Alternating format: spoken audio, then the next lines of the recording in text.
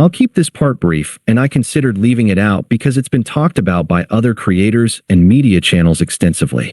The scene kid aesthetic had an influence on SoundCloud and emo rapper drip and hyperpop, and elements of the scene kid fashion can be seen in today's alt kids, and there are even two separate scene revival movements centered around TikTok and the r/scene subreddit. I'd say it's made up of a small percentage of former scene kids and a group of kids just discovering the scene for the first time.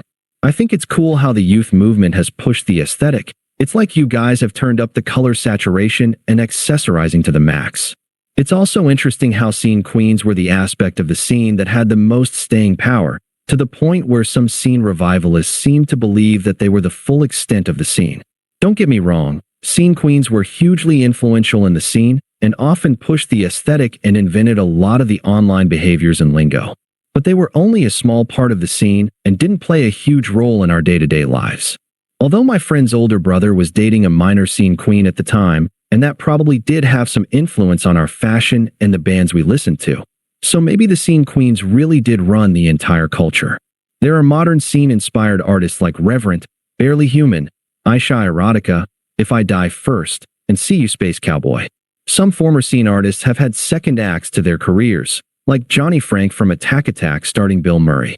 And two scene giants, Under Oath and Bring Me the Horizon, have managed to survive and thrive in the new Gen Z music world. I'm not surprised Under Oath has managed to stick around. They were one of the originators of the scene, and their album Defined the Great Line peaked at number 2 on Billboard. But 2006 me would have been shocked that Bring Me the Horizon was the band that would be the most relevant today. Don't get me wrong, I thought Count Your Blessings and Suicide Season were awesome, but I don't think anyone saw it coming that they would keep evolving their sound, and even incorporate modern sounds like hyperpop and salt pop, and be beloved by millennials and Gen Z alike.